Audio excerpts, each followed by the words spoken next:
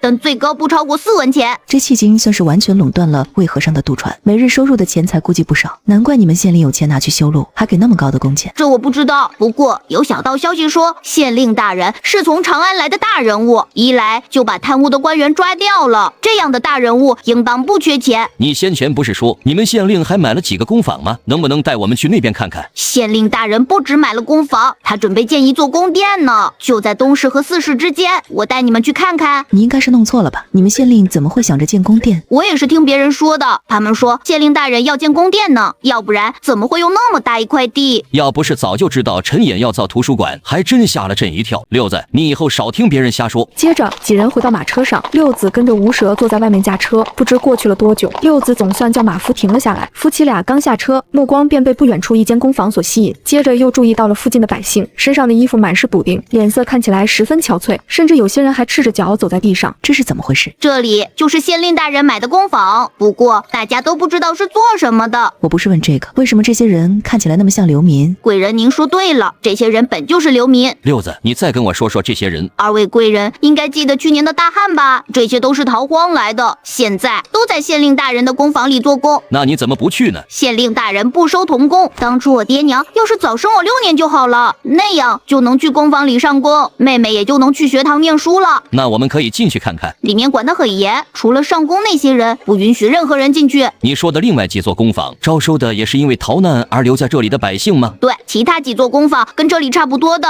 再带我去你说要建造宫殿那里去看看。不久后，六子就把李世民带到了要建图书馆的工地。刚停下马车，李世民就看见了陈衍和杜构。这俩小子倒是潇洒得很，我看他俩一天到晚就瞎闲逛。这位贵人是什么意思？难道他认识那2位公子？他们的关系不好？那我岂不是将2位公子的仇家带来了？而这时的杜构也看到了李世民。子安兄，皇帝来了，这可咋办呢？咱俩好像没干什么坏事吧？是哈，咱俩也没干啥，慌什么？随后2人跟着李世民走进了饭店。岳丈、岳母大人，许久不见，小婿有礼了。好孩子，快过来坐。你和昭堂以及3子最近还好吗？承蒙岳母大人关怀，都挺好的。昭堂该吃吃该喝喝，除了偶尔爬树之外，没什么毛病。哦，你能不能先告诉我，昭堂为何要爬树呢？早说漏嘴了，这还用问吗？自然是被我追的。怎么不说话了？能和解吗？你们俩就不能让我们少操点心？也老大不小了，怎么还跟个孩子一样，一天天打来打去的，像什么话？话。我也不想啊，咱翁婿俩认识这么多年，您难道还不了解我吗？我是个乖孩子来的。不管怎么样，她也是你的结发妻子，你不能多包容包容她吗？我怎么包容她？一直以来都是她包容我的。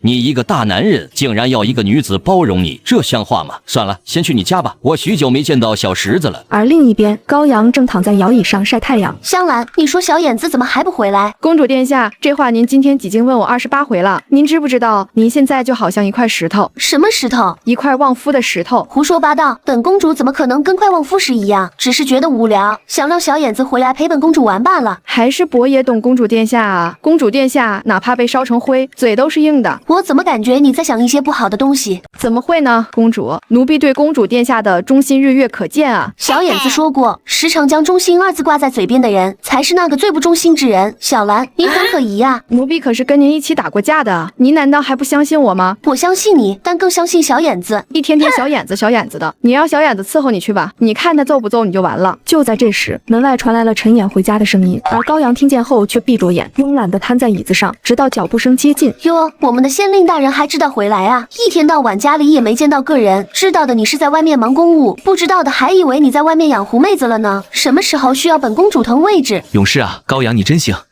奴婢拜见陛下。娘娘，招讨你出嫁前，本宫就是这般教你当一位妻子的吗？你看看你这样子，再听听你说话像什么样？卧槽，今天完蛋了！母后，您怎么来了？我怎么来了？我倘若不来的话，都不知道你在家竟然是此等大爷做派。都怪陈琰，父皇母后来了也不提前说一声。你跟我过来。陛下，我说了吧，有时候不是我不让着他，是实在忍不住啊。招堂是有错，难道你就无辜了吗？让朕说，你俩半斤八两，属于王八配绿豆，谁都别说谁。陛下，您说这话良心不会痛吗？好了，你在东四市那边要建的是你说的那个图书馆。对，那里就是建造图书馆的地方。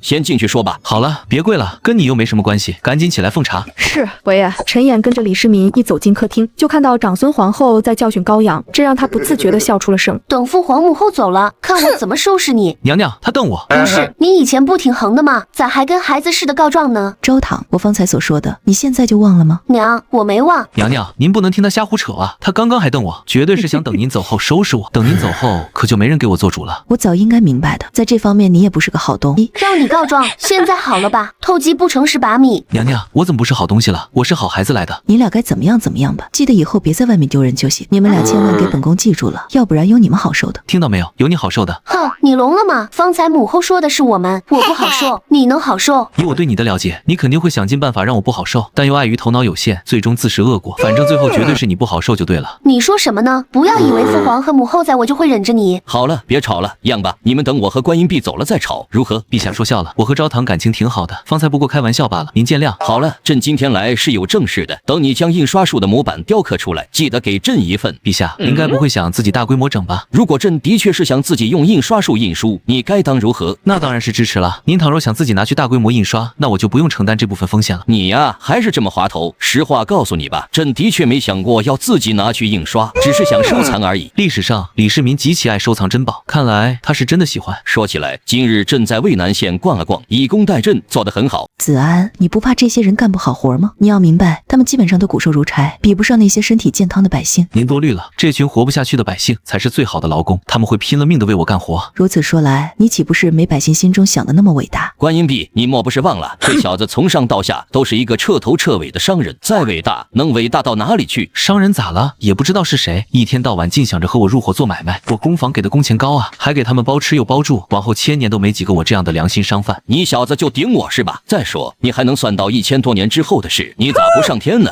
嘿嘿，要是给我一定资源，我还指不定真上天呢。好了，不跟你扯那么多，朕要回去了，你要好好干。接着李世民就带着人走了，而他不知道的是，他前脚刚走，后脚李励志就来到了县令府，可他刚准备敲门，门却自己打开了。公主殿下，您怎么来了？我来找陈郎商议一些事，他现在在家吗？在的，在的，我这就去叫伯爷。不用麻烦，看你的样子，想必是要出门，我自己去就好。而正当李励志想在县令府逛逛时，背后突然响起了一道无比熟悉，令他朝思暮想的声音：姑娘眉如远黛，眼如秋水，只消一眼便叫人魂牵梦萦，像极了我一位思念已久的故人。你呀，就会哄我高兴。我若不哄你高兴，你会想着来见我吗？哼，我来是想辞子了，才不是来看你的。那跟我来吧。随着陈琰和李励志他们的身影渐渐消失，两道人影忽然从拐角走了出来，目光悠悠盯着他们离开的方向。公主殿下，奴婢认为长乐殿下大老远从长安过来，薄夜招待也是正常的。走吧，回去了，本宫有些累了。居然没吵没闹，就这么回去了，这对吗？公主，那奴婢伺候您歇息一会儿。另一边，陈琰带着李励志来到了小四子房间。奴婢拜见长乐公主、伯爷。十字，阿姐听说你最近在跟着先生读书了，你书读得怎么样了？四子不是在跟先生读书，仨子是在跟阿兄读书呢。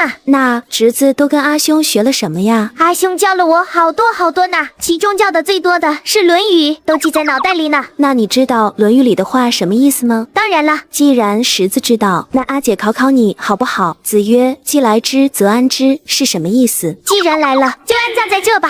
阿姐，我说的对吧？君子爱财，取之有道呢。我喜欢你的钱，所以抢走它是有道理的。君子不重则不威，君子下手如果不重，就树立不了威信。你就是这样教的。阿姐，不许你打阿兄，不然我就不理你了。死子，你知不知道他教的都是歪理，他在骗你啊！阿兄才不会骗我，我觉得阿兄教的才是对的。我喜欢阿兄教我的道理，我不许你这么说阿兄。陈琰，你怎么能这样教小孩啊？阿兄，君子不以言举人，不以言废言。对，四子说的对。这句话又是什么意思？跟讲不明白的家伙动拳头，别废话。你就教吧，我不管了，反正你想好怎么跟我父皇和母后解释便好，他们可不像我这么好说话。你放心吧，我之所以这样教小四子，也有自己的打算，我还不至于那么不当人，连四子这么一个豆大的孩子都忽悠。你还知道啊？碧云，带着小厮子下去吧。好的，公主殿下。你什么时候回去？你就那么想赶我走吗？我哪有这种意思，我就想着你若不着急回去，我可以陪你逛逛。我只要在宵禁前回宫里就好。你干嘛呢？万一被人看到怎么办？人都走了，谁会看到？你别这样看我好吗？好，我不看。你这是干什么？你不让我看，那我抱抱你总行了吧？你无耻！你跟高阳一样，都喜欢骂我无耻，但你们偏偏就喜欢我无耻，不是吗？要不然你为什么不反抗呢？时间不早了，我得走了，你不用送，我自己走便好。李励志离开后，陈琰回到了卧室，却发现高阳端坐在床上，目光悠悠地盯着他。听说你跟励志聊得很开心，我本想多给你们一些相会的时间，没想到你这么快就回来了。别这么说嘛，我可没忘记，你才是我明媒正娶的娘子。倘若你对我问心无愧，你为何要强调这一点呢？李昭堂，我是不是太给你脸了？我说的难道不是事实吗？然而就在这时，高阳却突然泛起了恶心。你怎么了？是哪里难受吗？卧槽，这脉搏咋跟长孙皇后一模一样呢？怎么了？如果我有病，你直接说不就好了吗？最近没谁来咱家吧？有没有谁来咱家？你不知道吗？你有身孕了。我有身孕又怎么？我真的怀上孩子了。是的，你要当妈妈了。你刚刚问我家里来过谁是什么意思？我这特喵的，怎么解释？堂儿，那些都是小事，你先躺下。陈琰，你说那种话是什么意思？今天你要没个合理的解释，这孩子出生之后就不可能跟你姓。你若不说清楚，我明天就回宫。别，我不是那个意思，我就是什么？就是第一次要当爹，没有做好什么心理准备，有些语无伦次。那我现在已经有了，你怎么说？有了当然生下来啊。这件事到此为止，以后你再说这种话，你就准备好跟我一起合葬吧。等到了下面，相信会有办法证明我的清白。不愧是高阳啊，这女人真狠。明知道咱们晚上那么疯，也知道这个办法不保险，可你依旧没拒绝。这是你第一次在我面前低头，真是令人感到愉悦呢。你到目前为止已经有多久没来过月事了？2个月了。2个月没来，你怎么不早说？也不知道是谁跟我说弄在外面就不会怀孕，你让我怎么往那方面想？我的错。你现在有孕在身，别生气。你现在知道关心我了，还是说你只关心你陈家的骨肉？我从前没关心过你吗？我一直都很关心你的好不好？你答应我3个条件怎么样？你先说，我再考虑。第一，以后你得多花点时间陪我，别一天到晚找不着人影。可以，这个没问题。第二，你不能凶我，不能骂我，不能跟我犯冲。我这段时间心情烦躁，如果哪里惹你不高兴了，你得忍着。你要不要听听你在说什么？忍，我是忍者神龟吗？第三，你今后不能区别对待我，对我要跟对李励志一样。我什么时候区别对待了？在我心里，你们都是我的妻子，你可不能凭空污蔑我。你急了？这不是急不急的问题。你对李励志和对我的态度区别之大，我相信你自己心里也有数。诽谤，你这是诽谤。姑娘眉如远黛，眼如秋水，只消一眼便叫人魂牵梦绕。别说了，我改。我改还不行吗？夫君啊夫君，从今往后攻守一行了。转眼间3个月过去，陈衍的事业愈发顺遂，于是带着高阳回了趟长安。可刚到家门，就看到了一个熟悉的身影。老道士，无事不登三宝殿，说吧，你又想干嘛？没什么，就是想问问陈先生买卖做得怎么样，什么时候返回渭南县？我才刚回来，你竟然就想着我走，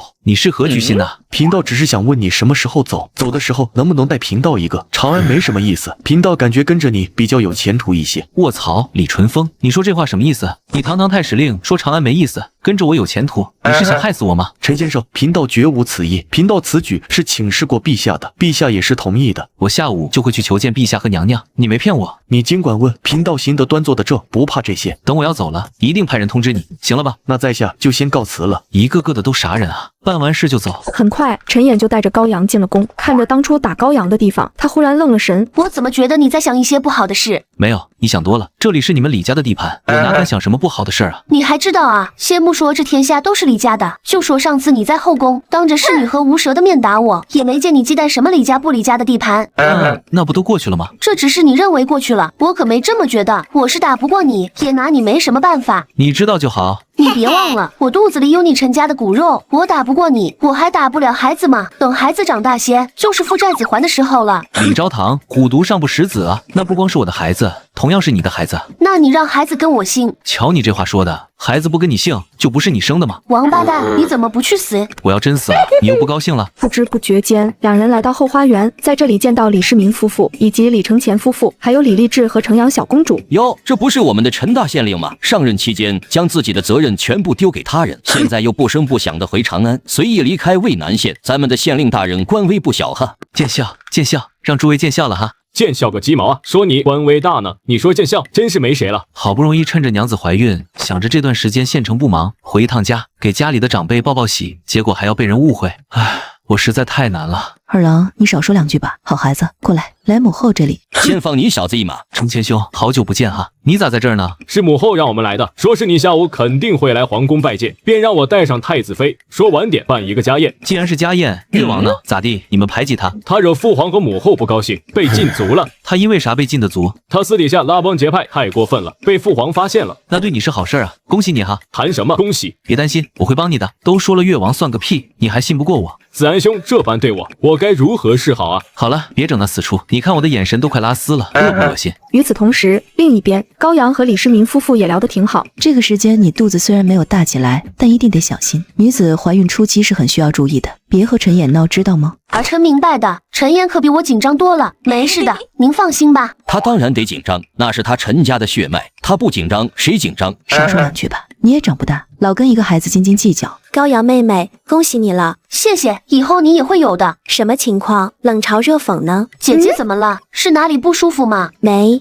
有，只是觉得高阳妹妹变了许多，可能是要等母亲的原因吧。母后，儿臣许久没见长乐姐姐了，想跟姐姐聊聊。昭堂你放心吧，母后，儿臣只是想跟姐姐聊聊罢了。去吧，你们两姐妹确实很久没见了。高阳拉着李丽质的手走远了一些，众人时不时观察一下，发现两人居然好像聊得挺高兴的。这么长时间了，答应那小子的事，总不能一直拖下去。臭小子，过来！陛下有何吩咐？算了，就当朕上辈子欠你的。那哪能啊？要我说，应该是您上辈子救了我，我给您报恩来了才对。你这个嘴啊，难怪能哄走朕2个女儿。见笑，见笑。见你娘的笑，朕草了。朕听说你那个图书馆快要完工了，你真的准备好了要卖书了吗？放心吧，陛下，我不会将书本的价格定低，只比市面上的书籍便宜一点点。而图书馆的书也是拿来借阅的。这就是你将图书馆建那么大的原因吗？那么借阅书籍是怎么收费的？1个时辰1到2文钱吧，名气才是最重要的。2文钱是否有些太便宜了？陛下不要忘了，子安建造的图书馆不亚于一座宫殿大小，容纳3000人不成问题。就算3000人又能如何？哪怕每天满座，不过才挣几十贯钱，还不如当初随便投1000贯的酒楼呢。陛下，其实几十贯已经不少了。陛下，一天几十贯确实不多，可图书馆有人呢，他们读书要用纸吧，要用墨吧？您说他们是去外面买，还是直接在我的图书馆内买好呢？你小子的鬼点子着实不少，朕算是服了你了。见笑，见笑，嘿嘿，朕好想打他一顿。你若是能正经一些就好了。朕倒是觉得子安现在这样挺好的，当然了，如果你能少气朕一点，那就更好了。陛下，这话可不能乱说哈，我可从来没想过要气你，你可不能凭空污蔑我啊。诽谤，这是诽谤。那怎么？你要去官府告朕？这当然不会。有没有气朕，你自己心里清楚。需要朕一件一件说给你听吗？大可不必。而另一边，高阳与励志也聊得很好。我知道你来过渭南县很多次，可你好像一次都没找过我，为什么要这样？是讨厌我吗？不是的。既然不是，那为什么不来找我呢？是觉得愧对我吗？现在高阳好像对我没有那么抗拒了，似乎在准备接纳我。我曾表示过公平竞争，很显然你赢了，在夫君心里占据了一半位置。你认为我是输不起那种人吗？其实我也没赢，人家自始至终只有一个而已。你说的不错，从前的你绝对是被骗了，夫君根本没你想的那么好，他就是一个不要脸还虚伪之极的王八蛋。意识到了又怎么样呢？忘又忘不掉，舍又舍不得，我没有其他办法。让我们两个为他争风吃醋，明知道他打的什么主意，最后却又不得不对他死心塌地。你没必要这样想，如果我没猜错的话，他当时想借我的手解除你们的婚约。是这样吗？你说的对，倒是我钻牛角尖了。不过你方才所言也的确没错，陈岩有时候确实很不要脸，担当起一句王八蛋。你去渭南县的时候，跟夫君都在屋子聊什么？哼，你不用说了，我就知道这王八蛋没干好事，他绝对占你便宜了，是不是？高阳怎么一下变聪明了？别瞎想，我只是跟你一样，在成婚之前就被他占尽了便宜而已。原来是这样，我猜你也不是自愿的，而是反抗不了，说不定还听了些甜言蜜语，被哄得找不到北了。你之所以每次都匆匆离开，说不定就有这个原因在里面。你要不要猜猜我为什么明知道被占便宜，还锲而不舍地往那边跑？没必要了。话说，我完婚也过去好久了，父皇应该准备下旨给你赐婚了吧？我不清楚，可能快了吧。你来的话，我就有办了。成婚时你有期待过吗？嫁给他那天，我脑子里就一个想法，倘若陈衍对我不好，就让明年的今天成为我们的忌日，让你只能眼睁睁看着我们永远在一起。夜色降临，众人围坐在一张圆桌上，有说有笑。太史令和我说，他要跟我去渭南县，说是这件事是您同意的，有这么回事吗？太史令和国师平时本就没什么事，加上他帮助大唐与朕颇多，就这么一个小要求，朕怎能拒绝？那就好。陛下，您方才说的国师是哪位啊？你不知道吗？我好像听说过一点，但不太敢确定。国师乃是太史令的至交好友，最是擅长面相推演，名叫袁天罡。真是他？而陈衍不知道的是，此刻的袁天罡正忙得焦头烂额。袁兄，你怎么样了？让李兄担心了。我是实在没想到，大唐居然会出现这么大的变数。我先前推算出的成果，此刻尽皆毁于一旦，我实在不甘啊！当初我便和你说过，既然出现了天大的变数，就不要再继续推算了。可你偏偏一意孤行，现在倒好，那变数要是在最开始的时候出现，那我也认了。可它偏偏在我要成功的时候出现。袁兄，你还是别推演了吧，我真怕你出现什么意外。我只不过想算算这个变数是谁，我险些被反噬致死了。天杀的，有这么欺负人的吗？无知恋也。我不知道该如何劝你了。有时候人不要钻牛角尖，这样才会活得舒坦。知道了，李兄。对了，我离开这么久，想必陛下那边不好解释。等我明日进宫一趟，将自己的情况告知陛下，再做打算吧。看样子是放弃了，还好我有先见之明，运气也比你好一点点。对了，李兄，当初我们一同推演未来天机，可自从你被陛下召进宫之后，就放弃了与我继续推演。那时正好是变数出现的时候。有吗？我怎么不记得了？以前我问你，你总是推脱，你是不是早就察觉到了什么？我怎么解释？变数出现的时间点刚好在给陈衍和高阳算完八字后，这里面要是没点关系，袁天罡他也不能信啊。袁兄，事到如今我也不瞒你了，我与那变数存在几分关系，若不是我，那变数很有可能会晚些出现。好你个老小子，难怪以前问你死活不愿意说，原来其中还有你一份功劳。你他娘的可真是我的好朋友啊！袁兄冷静，就算你成功推演完，变数一旦出现，那么你依然是失败的。你说的也对，渭南伯陈衍的命格我看不透，八字怪异无比，只晓得尊贵至极。想着高阳公主原本的姻缘乃是孽缘，就告诉陛下两人八字天合，乃上天注定的姻缘。原来是这样罢了，可能这就是天意吧。袁兄今后打算在哪里休养？是就在这边，还是打算回老家？李兄有何高见？高见谈不上，只是极其适合你休养罢了，说不定还能见识一番新的天地。翌日，这对好基友就进了宫。李世民看见袁天罡的样子傻眼了。国师，你这是怎么了？太医，快传太医！陛下，臣妄图推演超出自己能力范围的东西，受了反噬罢了，您不必担忧。那国师可有解决之法？朕的女婿倒是懂一些岐黄之术，不如朕唤他来给你瞧瞧。臣这不是普通的伤势，医术救不了臣。只能慢慢调养。还有一事，陛下，太史令有何事，但说无妨。是这样的，臣想带元兄一起去渭南县，望陛下应允。这一个两个的，怎么都想往渭南县跑？自己的儿子女儿跑过去就罢了，你们两个老道士竟然也要跑过去？你们想去就去，不过别影响那边的事就好。谢陛下。国师看相之术天下闻名，既然你要去渭南县，不如顺便给朕那女婿看看吧。出了结果，写信告知朕一声便好。李淳风一出宫，就带着袁天罡来到了陈衍家。老道士，你今天怎么又有空来找我了？陈先生，打扰了，只是我这朋友想给你看看面相，贫道说等2天，可我朋友却等不及了，故此只好上门打扰。在下袁天罡，久闻渭南伯大名，今日特来拜访，还望勿怪。原来是国师啊！听说你和李淳风这老道士是至交好友，在下不才，被李淳风叫上一句先生。你若不嫌弃的话，可以唤我一声叔，我不在乎的。元兄，陈先生，我知道你一时间可能接受不了，不过没关系，咱们各论各的。你管我叫叔，我管你叫国师。我算是看明白了，这变数不要脸。渭南伯莫要开玩笑了，李兄说你的命格他看不透，在下实在好奇的很，能否让在下给你看下面？这不好吧，上来就要看我下面，我怕我娘子不乐意啊。谁要看你下面啊？老子是想看你面相，面相不是下面。渭南伯，你认为当初我行走世间，体会红尘百态，靠的是什么？靠给人看相的本事？不，靠的是在下一双无往不利的拳头。若是碰到不讲理，碰到拦路抢劫的，在下通常会和他们3七开，在下3拳，他们7窍流血。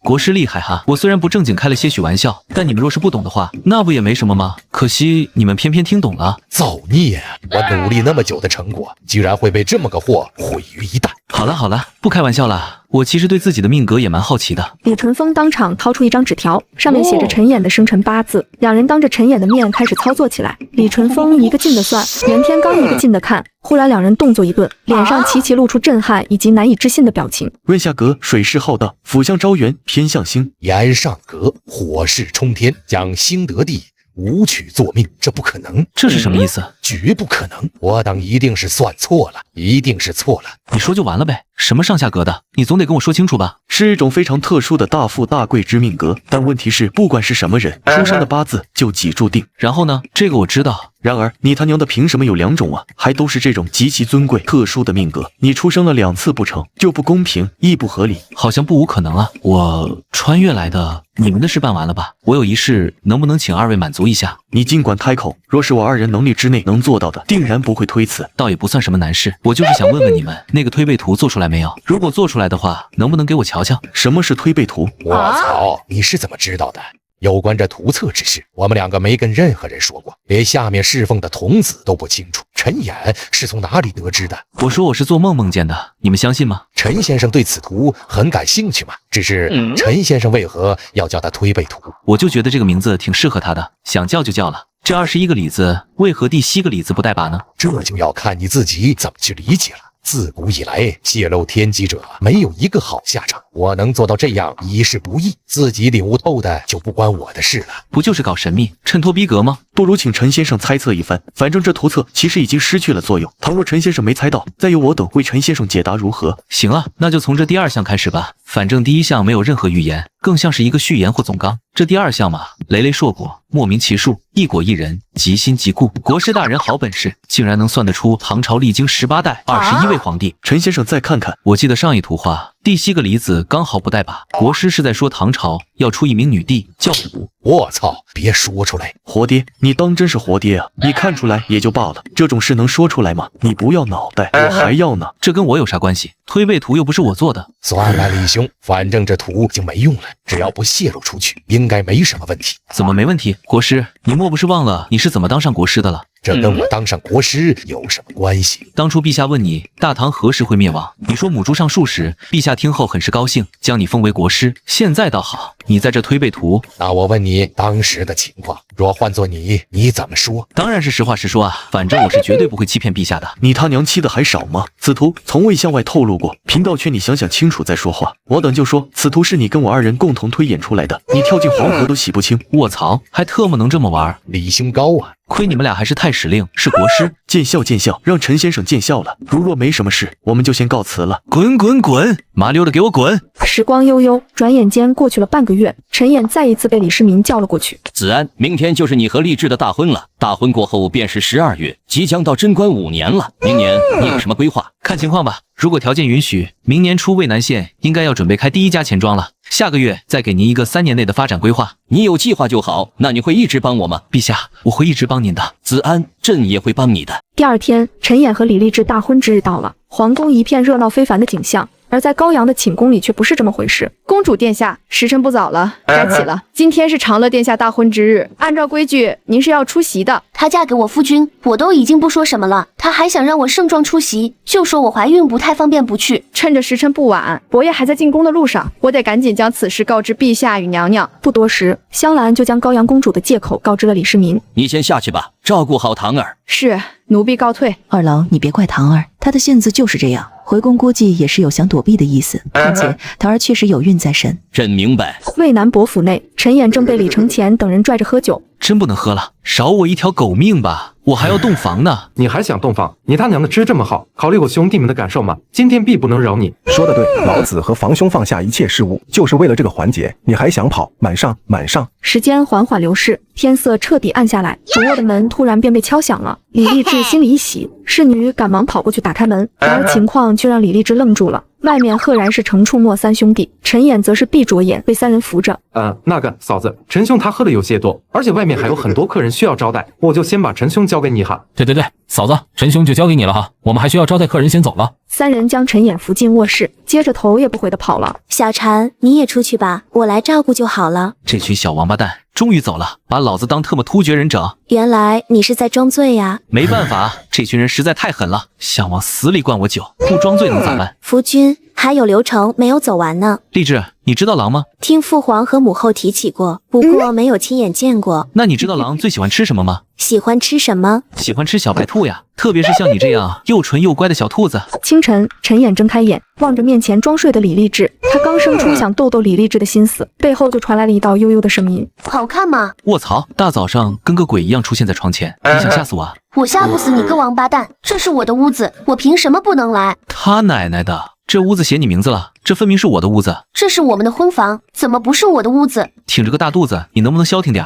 这么冷的天，你就不能多睡会儿吗？非得找事？我不管，反正好吧，我走，行了吧？你们平时就是这么相处的？我跟高阳都是这样吵的，不过也有好好沟通的时候。好了，我先出去帮你把小婵叫进来。陈衍出门后直接找到了高阳。你不也说可以接受丽质吗？非要闹得那么难看干嘛？如果你以后都是这样，那我夹在中间多为难。你这就为难了，更为难的还在后头呢。我问你，主卧的位置是谁的？回头我把现在的主卧拆了，分2个屋子，你们1人1间，行了吧？那之前你跟我说的话还算数吗？永远算数，行了吧？真服了你了。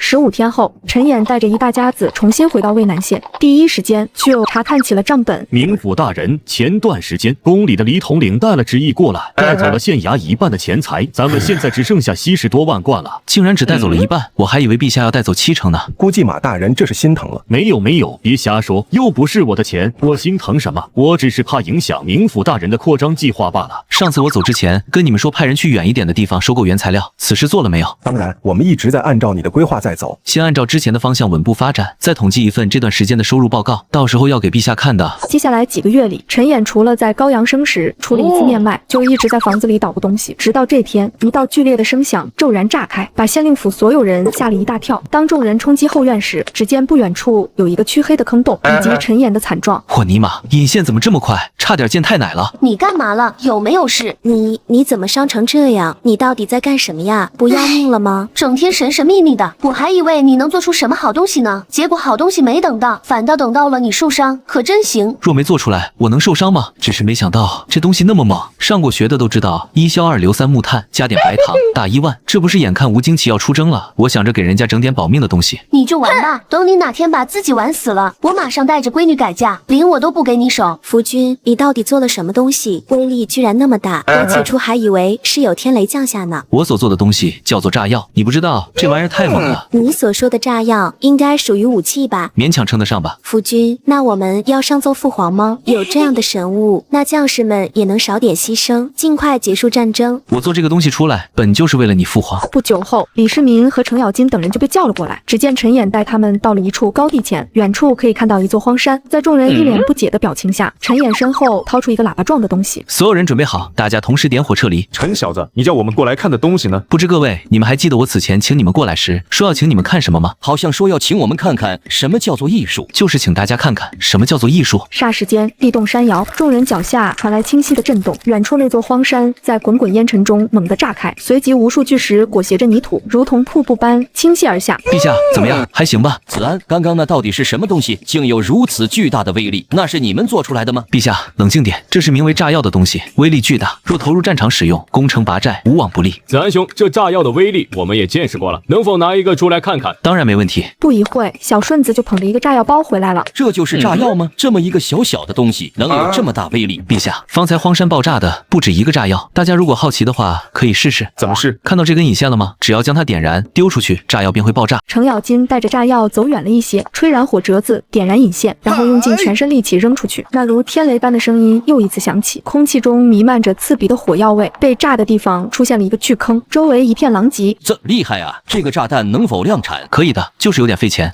但以我们目前赚钱的速度，这点开销不值一提。子安，你认为明年朕对兔骨魂用兵合适吗？边境始终受到骚扰，早点解决隐患是好事，说不定陛下能将我大唐的版图持续扩大。这正是朕所想的。原本朕还是有些迟疑的，然而自从今天见到你这炸药，朕便知道明年大唐必将开疆扩土。其实我还有别的武器在实验中，威力不比炸药小，且不需要人抛投，千里之外取人首级。好，子安啊，你做这么多，朕得赏你。臣谢过陛下，只是臣懒散惯了，也不缺钱，要一块免死金牌就够了。哎，你这孩子，这次朕要册封你为国公，你不许拒绝，就这么定了。好吧，国公就国公，但先说好，我只挂职不上朝。可以，那朕就先回去了。不久后，陈演就收到了成为国公的圣旨，也得知了秦淮道成亲的消息。礼准备好了吗？准备好了。我大婚的时候，他拼命拱火灌酒，这次我要找回场子。又过几日，距离秦淮道大婚之日还有一天，陈演从早上起来之后，就躺在后院椅子上晒太阳。此时情绪，此时天，无事小神仙呐。词是好词，人却不是什么好人呐。细数我大唐诸多国公，除去那些已经年老体弱的，哪个不是整天忙忙碌碌为国为民？你再看看你，你可以叫你父皇给我撤了呀。再说了，我出门忙碌公务，你嫌弃没时间陪你，我好不容易忙里偷闲，你又嫌弃我待在家里，我要如何才能让你满意呢？你若是能兼顾二者，我就满意了，就跟你兼顾我和李励志一样。怎么，听你的语气似乎颇有怨气？我哪敢有怨气啊？毕竟谁也不多陪，能有什么怨气？那我多陪你一会儿。好了，来吧。陈演往旁边挪了挪，高阳抱着女儿坐了下来。你看他一点都不跟我亲，早知如此，还不如生个儿子。我听说儿子都跟娘亲，可惜你没有。哼，你的小情人呗。你也不知道哪来的毛病，李励志都跟你学坏了，老诱惑我去欺负你。你们两个倒是有不同的调调，毕竟是两姐妹嘛，爱好相似有什么好奇怪的？更何况谁带坏李励志还不清楚呢？反正不是我。呵，那谁知道呢？你就是欠收拾。夫君，我们会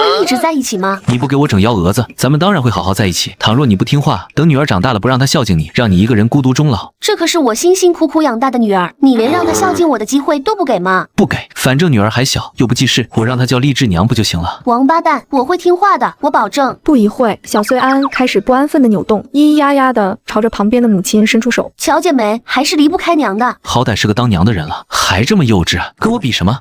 回长安的前一天，几乎是陈演这段时间最轻松的一天了。然而到了晚上，李励志却带着满心的怨气找了过来。夫君和高阳妹妹倒是轻松，一天下来连吃饭都找不到人。你们可还记得明天需要回长安，许多东西需要提前准备。秦淮道大婚之事同样需要备礼。那个励志啊，给老秦的大婚之礼，不是前些日子已经准备好了吗？那只是主要的贺礼，以你和秦淮道的关系，难不成咱们就随随便便带件礼物上门就行了吗？对，励志说的对。你当初2次大婚，前前后后可都是人家母亲帮着忙活，你莫不是以为只送1件就够了？我知小娘子辛苦了，是我不对，让你一个人处理这些杂事，我给你揉揉好不好？姐姐，你好像又被拿捏了呢。夫君，那我们先回去吧。按照往常的规矩，今天确实该陪李励志了，可铺垫了这么久，还没点进展怎么行？要不别回去了，哪能让你一直住侧院呢？让香兰带着小穗安吧。高阳和李励志两人对视一眼，又十分默契的移开目光，各自装作没听到。陈演见状，立刻明白这是稳了，当即喊来香兰，让她把自己爱视的宝贝闺女给带走，转身就关上了门。你干嘛？你说呢？长安城一国公府今日热闹非凡，秦淮道与鄂国公府2小姐喜结连理。秦淮道的母亲贾夫人简直笑开了花，尉迟宝林看着秦淮道，心里不是滋味。那可是我最听话的一个妹妹啊，这么大一朵鲜花，怎么就差秦淮道这头牛粪上了呢？舅哥，咱俩喝一杯，今后就是真兄弟了。不是老秦啊，你说的这叫什么话？咱以前就不是真兄弟了。叫什么老秦？叫妹夫。老陈说。说起来，我跟我家娘子能有今天，还多亏了你啊！昔日若不是你给我们出谋划策，又让我们带着牛肉上门，哪有我今天的喜事？卧槽，你这咋说出来了？不要命了？好啊，老陈，我说那天秦伯伯怎么好端端的演那么一出苦肉计呢？原来都是你搞的鬼。起初我也觉得奇怪，按理来说，秦伯伯英雄盖世，一辈子都堂堂正正的，原来是这小子在背后捣鬼。一说话，今天咱们两人必须有一个是躺着出去的，要不然这事没完。宝林啊，你听我解释。宝林，你可不能上了他的当，他又想忽悠我们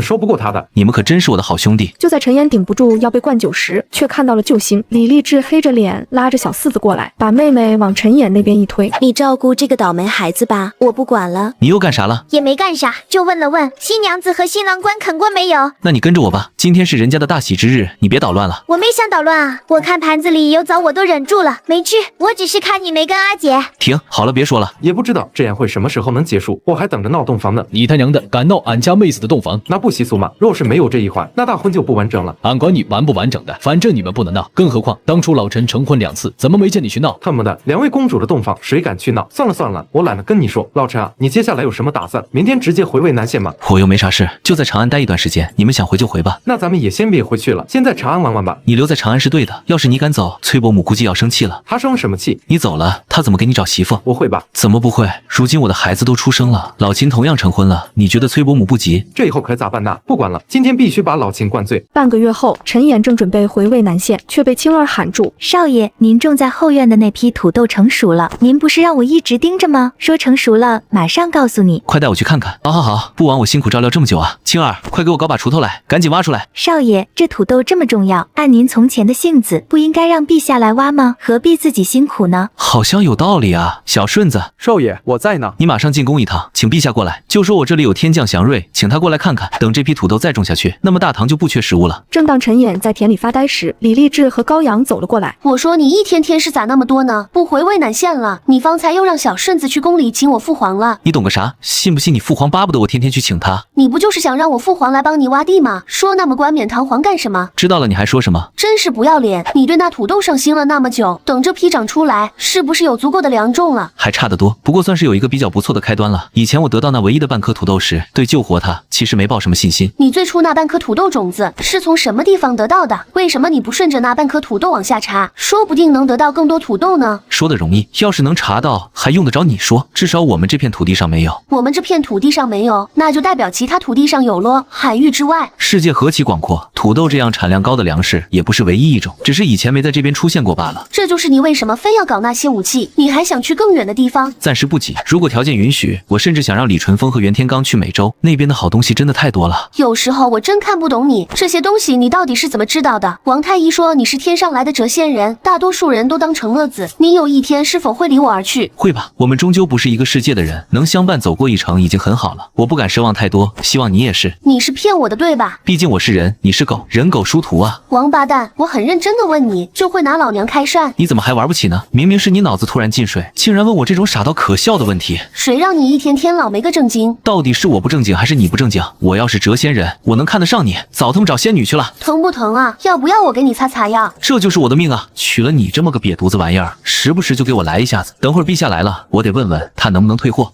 退，你去退吧，最好把姐姐和小崔安一股脑全退了，那样你命就好了。真让我退？王八蛋！不久后，李世民夫妇就来到了田边，刚好看到陈岩左拥右抱，顿时气不打一处来。你小子倒是享受得很，反倒是朕一听你说有什么天降祥瑞，紧赶慢赶的过来，朕怎么有种你在使唤朕的感觉呢？错觉，都是错觉。对了，陛下，皇后娘娘，今天这个惊喜保管您满意。励志，你去叫人搞2把锄头来，今天让陛下过过瘾。子安，拿2把锄头来是干什么？什么叫让朕过过瘾？陛下，您看这边。子安这作物叶片宽大，藤蔓匍匐，像是某种瓜类。皇后殿下好眼力，不过它不是瓜，而是地下结果时的宝贝。难不成是类似玉薯一类？说再多，不如您亲自挖开。李世民拿起锄头就挥了下去，一个拳头大小的东西暴露了出来。陛下请看，我称之为土豆，它相当耐寒耐旱，哪怕在贫瘠之地也能茁壮生长。最关键的是亩产可达7担以上。多少？你说多少？恭喜陛下了，若子安所言非虚，那确实称得上天降祥瑞。陛下，挖吧，让您过过瘾。李世民眼冒金光，抡起锄头就开挖了，吭哧吭哧挖了半天。李世民擦了擦额头的汗水，回头一看，忽然意识到不对，气急败坏的扔下锄头，二话不说给陈岩脑袋上来了一下子。这就是你所谓的让朕过过瘾，这瘾你自己过去吧，朕过不了一点。陛下，可我不怎么想过瘾啊，我已经收获过好几次，有瘾的早过完了。励志志啊，你叫小顺子派人过来挖吧。你就会使唤朕的长乐吗？你自己没长腿，自己去叫，一天天懒得都不像个人了。现在的李世民明显有些气急败坏了，我还是别触眉头比较好。父皇，夫君不懒，否则哪里能一次次给您惊喜呢？您别生气。荔枝你不懂，他们翁婿俩就是这样相处。你阿耶没跟子安生气，你莫要担心。朕稍微教训他一下，没跟他一般见识，免得以后在家欺负你。什么？免得以后欺负我？不就是因为大家看你一个人挖了半天土豆，觉得丢了面子吗？陛下，子安今日又立下了大功，得给子安些实际赏赐了。目前陈岩已经是国公，那些虚的头衔也不能再往上，而陈岩又不缺钱，只能是给全了。不一会，陈演就带着一群人来到了田里。好了，开挖吧，朕亲眼看看这天降祥瑞。看你目前清闲的样子，渭南县应该已经没有以前繁忙了吧？那你准备一下，朕打算让你回长安了。我总觉得我回长安的话，您大概要狠狠地压榨我。什么叫朕要狠狠地压榨你？朕让你当高官，给你权力，这叫压榨。如果这叫做压榨的话，那么整个大唐的人估计全都想被朕压榨。陛下，您知道的，我没有那么大野心，不如多花点时间陪陪家人，这样的生活我已经很满足了。你让朕说你什么好？算了，朕不和你一般见识，你的要求朕答应了。若我没有提出来的话，你搞不好还真不会跟我讲理，把我当牛马使，那就多谢陛下了。不多时，一堆土豆就被挖了上来，李世民笑得合不拢嘴。子安啊，你真的是帮了大忙了。来年开战时，将士们都不用担心饿肚子了。那是自然，没其他事情，朕就先回去了。明后年可能要打仗，等一切稳定之后，我们一家去江南游玩如何？真的，你不会骗我们吧？那当然了，我虽然混蛋了点，但好像没骗过你什么吧？这可是你说的啊！趁着年轻多出去看看，要不然等我们老了就走不动了。我感觉你就是在哄我高兴。等2年你要不带我们去，我就让小隋安不认你这个爹。你要不要看看你在说什么？昭堂，咱有点自知之明好吗？他就算不认你这个娘，也不会不认我这个爹，非要自取其辱吗？你能不能不要那么暴力，温柔点不好吗？李励志温柔，怎么你现在抱着的却是我这个暴力的啊？话又说回来了，你不是要离开渭南县了吗？明天去把东西搬回长安吧。第二天一早，陈演就来到了渭南县，指挥着下人往马车里搬东西。随后，陈演、高阳和女儿3人坐上马车。少爷，都准备好了，现在出发回长安吗？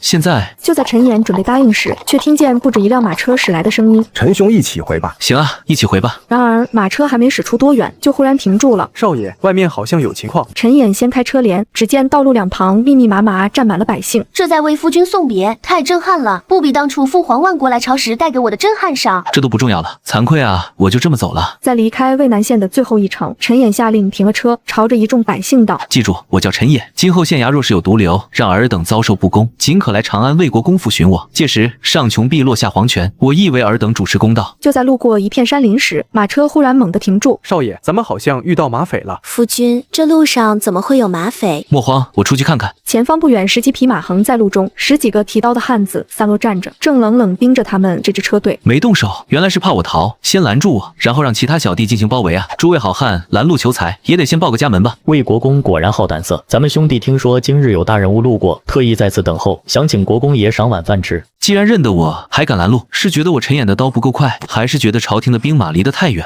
国公爷说笑了，咱们只是求财，不想伤人，留下车马细软，咱们保证恭送各位平安离开，否则刀剑无眼，伤了贵人可就不好了。原来真的是一些什么都不懂、自以为是的马匪啊！大哥，你跟这小白脸废什么话？后面几10辆马车，定然有数不清的财物。今儿个咱们兄弟干他一场，然后马上走水路离开，谁能找到咱们？二哥说的对，抓了这小白脸，我还听说这小白脸有2个美若天仙的娇妻。陈演眼色立刻冷了下来，接着挥了挥手，一支箭瞬间射出。陈兄，你同这群畜生说那么多作甚？要我说，全杀了得了。老三，姓陈的，老子今天要你死！就在马匪们一窝蜂冲上来时，一支箭从后方密林骤然射出，惨叫声接连响起。还以为是那个世家部长演呢，原来真是铁憨憨啊！走吧，回长安。很快，陈演就安全抵达了长安。还没进家门，就看见李承乾笑得跟个二傻子似的跑过来，一上来就扒拉着他看。听说你遇到马匪劫杀了，怎么看起来一点事都没有呢？那你是希望我有事呢，还是没事呢？我当然是希望你没事了。我们可是异父异母的好兄弟，把2个妹妹都嫁给你的大舅哥啊，我怎么可能希望你有事？希望如此。最近大舅哥有点力不从心，你之前给我那东西还有吗？没有，别想了，你吃的是最后一份绝版了。没有就没有吧。你去了渭南县接近2年，如今好不容易回来，走吧，我请你喝酒。既然是太子殿下相邀，那我便恭敬不如从命。励志，我跟太子趟门，你们不用等我回来吃饭。2位妹妹，我们先走了哈。3人远离后，脚步陡然加快，直奔平康坊。哟，陈大公子以及李公子，您2位可是有2年没来，让姑娘们好一阵念叨啊！别废话，上3楼，老规矩，上酒上菜，让最好的姑娘们准备好。2人轻车熟路的来到了3 3楼最好的位置。子安兄，你怎么了？从前不是你看得最起劲吗？怎么感觉今天好像没什么兴趣一样？没，我就是在想一些事。其实我也觉得有些无趣，要不直接上项目吧？好，那就上项目，赶紧叫你们最好的技师上来。请2位尊贵的客人稍等，马上安排。没过多久，3位提着精美手提箱、穿着修身旗袍的美女走了进来，接着就对2人欠身鞠躬。2位公子万安，奴家是1号技师叶青，技师2号鱼儿。都是老朋友了，赶紧开始吧。一看到你们，我就觉得浑身不得劲儿。陈公子，奴家可是许久未曾见到您了，还以为你把奴家忘了呢。然而陈岩不知道的是，另一边的高阳带着青儿也赶到了望月楼。这位姑娘，里面不太适合您这样的姑娘去，在望月楼干得久了，我什么事没经历过，这种一看就是来抓人的姑娘，我没见过100也有80了。怎么，大唐哪条律法规定女子不能来你们望月楼？我今天就要进，你能拿我怎么办？就在这时，高阳身后传来了一道声音：算了，让他进去，你别管那么多了。公子，这表妹，你想进就进，不过劳烦给我点面，不要闹出太大的乱子。给你面子，这么说这望月楼跟你关系不一般咯？算了，我懒得管你。跟本公子上去看看，我感觉今天有大热呢。刚一上楼，高阳就听到了房间里的声音，一股怒火涌上心头。夫君，你挺会享受的嘛。唐儿啊，你怎么来了？我真的是来办正事的，你别闹。我不相信，你答应过我再也不来这种地方了。别闹，回家再说，在外面给我点面子。可就在陈岩跟高阳下楼时，却不小心一脚踩空，整个人从3楼滚了下去，陷入了昏迷。陈岩，你醒醒，你别吓我！听见动静的李承前也赶了下来，二话不说就将陈岩背了起来，急匆匆赶往皇宫。陛下，陈岩陷入了昏迷，我实在没有办法，只能保守治疗。他娘的，你个庸医，你要是治不好，你就给我去死！陛下息怒，虽然臣一时间治不好陈岩，但终归会有希望，请殿下给我1个月时间。陈岩啊，你可千万不要有事啊，不然我脑袋就不保了。朕限你1个月时间，不管你要什么，朕统统给你找来。但若治不好，朕诛你9族。病人的脑电波有反应了，看样子快要醒了。卧槽，我没死，摔一跤给我干回了现代。穿越系统绑定成功，恭喜宿主通关大唐，获得奖励回到现代。卧槽，你特喵的，早不来晚不来，现在我在大唐有那么多牵挂，你不当人啊？我要回去。本系统可以满足宿主的要求，但宿主要想清楚哦，一旦回到大唐，就回不到现代了哦。那我也要回去，与其在现代当牛马，不如回去当我的驸马，老婆孩子热炕头。了解宿主的需求了，即将开启时空穿越。一阵天旋地转过后，陈眼缓缓睁开双眼，而此刻他的身边围满了人。你们瞅啥？子安，你没事吧？没事，就是脑袋疼。接下来臣可能得休息一段时间了。好，朕答应你。在接下来的一段时间里，前线频频传回捷报，大唐的版图也一直在扩张。就在李世民统一了全国，想退位给李承乾时，陈眼却带了份世界地图给他。陛下，您现在正是该奋斗的年纪，难道您不想争霸全球吗？难道您不想成为千古一帝吗？还想休息？绝对不可能！你都能休息，凭什么我不能？我看你小子就是欠揍。